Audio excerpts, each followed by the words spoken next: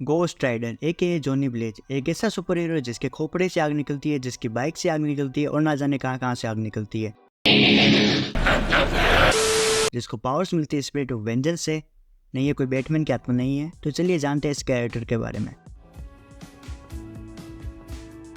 तो Marvel comics में वैसे तो बहुत सारे गोस्ट राइडर दिखाए गए हैं, जिसमें से 3 हमें लाइव एक्शन में देखने को मिले हैं और इन सब में भी जॉनी ब्लेज का सबसे पॉपुलर गोस्ट राइडर रहा है। तो जॉनी ब्लेज के गोस्ट राइडर को पावर मिली थी मेफिस्टो के साथ अपनी आत्मा के डील करके। इसकी पावर्स देखकर तो इसके पास immortality, hell fire control, penance से जिससे वो दूसरों की आत्मा जला सकता है, मैजिक रेजिस्टेंस, इसमें सोचे किसी भी टाइप का मैजिक काम नहीं करता। और गोस्ट राइडर के पास डिवाइन ऑथोरिटी भी है, जिससे foreign angels, demons, even Mephisto level के बीइंग को भी पनिश कर सकता है।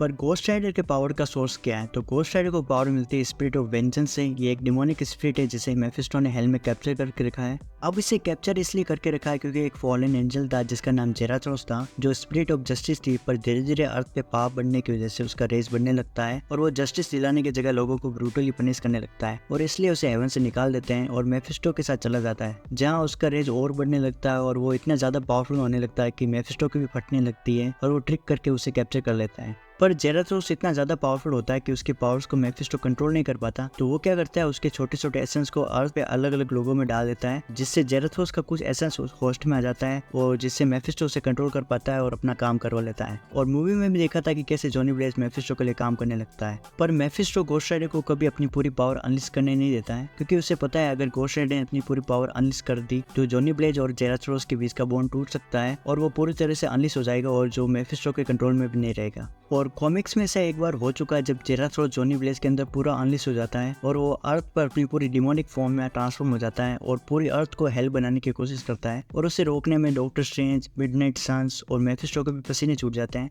और जब जब जॉनी ब्लेज अपने विल पे गोस्ट राइडर बनता है तब मेफिस्टो की फटती है, क्योंकि कॉमिक्स में ऐसा एक बार हो चुका है जब गोस्ट राइडर मेफिस्टो को हरा के हेल का किंग बन चुका है। तो यही थी हमारे जलते खोपड़े की कहानी। तो आई होप आपको ये वीडियो अच्छी लगी हुई, तो वीडियो को लाइक कीजिए, चैनल को सब्सक्राइब कीजिए। मिलते हैं ऐसी और वीडियो में, तब तक के लिए take care and good bye.